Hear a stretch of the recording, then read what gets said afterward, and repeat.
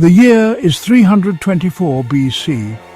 The world is a vast and mysterious place, filled with untamed lands and ancient secrets. We're on the banks of the Tigris River, near Opis.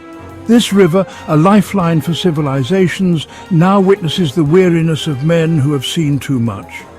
Here, Alexander's veteran soldiers, hardened by years of relentless campaigning, yearn for home. They have marched across deserts, scaled mountains and crossed rivers, always pushing forward, never looking back. They are weary of endless war. The battles have taken their toll, not just on their bodies, but on their spirits. Each scar tells a story of survival, but also of loss. Whispers of discontent travel through the ranks. The men speak in hushed tones, sharing their fears and frustrations. They question the purpose of their endless journey. The soldiers, veterans of 1,000 battles, grumble in their tents. They reminisce about their homes, their families, and the lives they left behind. The camaraderie that once bound them now feels strained. The air crackles with resentment, a storm brewing on the horizon. The tension is palpable, as if the very earth beneath their feet is ready to erupt. Alexander, their king, their god-king, has led them to the ends of the earth. But at what cost? The men wonder if the glory of conquest is worth the price they have paid. They look to their leader, hoping for answers but finding only more questions. The Macedonian soldiers, veterans of Granicus, Issus and Gaugamela, believe their leader has changed. These men who have followed Alexander through countless battles now see a different man before them. The camaraderie and shared hardships that once bound them seem to be fading.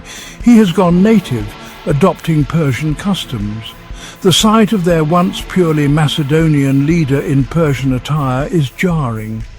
It's not just the clothes, it's the mannerisms, the rituals, the very essence of what they fought against.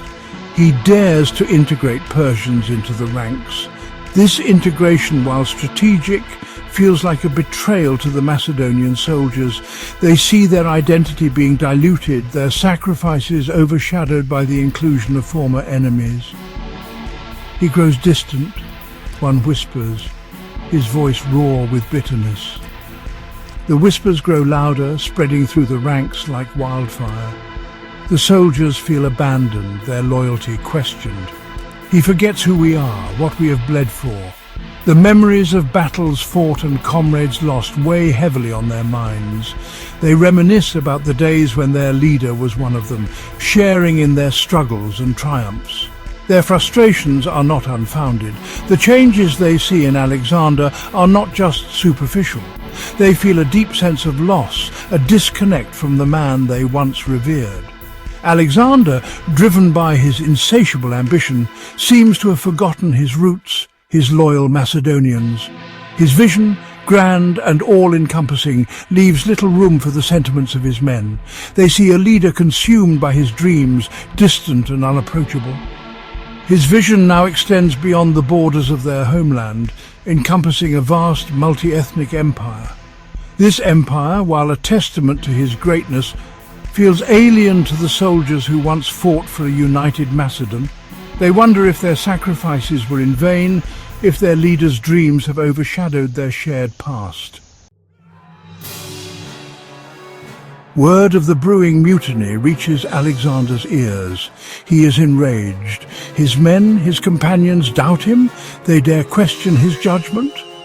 He strides into the heart of the camp, a whirlwind of controlled fury. The murmuring ceases. All eyes turn to him, their king, their god. The air crackles with anticipation. The lion has been roused. Section 4, Scars of Battle, Bonds Forged in Blood. Silence. A sea of faces, weathered and worn by years of battle, stare up at Alexander. He lets the silence hang, a palpable weight pressing down on them. "Do you see these scars?" he roars, his voice echoing across the hushed assembly. "Each one earned alongside you, fighting for you, bleeding for you." His words, sharp as a whip, cut through the tension. Section 5, From Conquered Lands to Kindred Spirits. We have faced countless enemies together, Alexander continues, his voice softening slightly but no less commanding. Persians, Egyptians, Indians, we have conquered them all. His gaze sweeps over the assembled men, Macedonian and Persian alike. We are not just Macedonians, we are brothers in arms, united by our courage, by our loyalty, by our shared destiny. Section 6. A vision of unity, a destiny shared. I offer you a vision, Alexander proclaims, his voice resonating with passion. A world without borders, a world where Greek and Persian, Macedonian and Egyptian stand together as equals. We will forge a new world, a better world together. His words ignite a spark of hope in the hearts of his men. This is not the ambition of a madman, but the dream of a visionary, a unifier. Section 7. Onwards to Glory. This is the tale of a journey that transcends borders and time, a journey led by one of history's most formidable leaders, Alexander the Great. His vision was not just to conquer lands, but to unite them under a single banner, a vision that would echo through the ages. Will you join me? Alexander roars, his voice echoing with the power of 1,000 thundering hooves. His words are not just a call to arms, but a call to destiny. A destiny that promises glory and immortality. His soldiers, weary from countless battles, find renewed strength in his unwavering resolve. Will you march with me, not as Macedonians, but as citizens of the world? Alexander's vision was revolutionary. A world where diverse cultures and peoples could coexist and thrive under a single rule. His army, a mosaic of different backgrounds, stands as a testament to this ideal. They march not just for conquest, but for a new world order. A roar of approval shakes the very foundations of the camp. The soldiers, once divided by doubt and fear, are now united by a common purpose. Their cheers are not just for their leader, but for the dream he embodies, a dream of a united world. The mutiny is quelled not by force, but by the sheer power of Alexander's words, by the magnetic pull of his vision. His charisma and conviction turn potential rebellion into fervent loyalty. The soldiers are not just followers, they are believers in a cause greater than themselves, by the irresistible allure of his vision. Alexander's dream is not just of conquest, but of a legacy that will endure through the ages. His soldiers see not just a leader, but a visionary who promises them a place in history. The army, once on the brink of rebellion, is now united once more, their spirits lifted by the promise of eternal glory. They stand ready, not just as warriors, but as pioneers of a new era, ready to follow their king to the ends of the earth and beyond.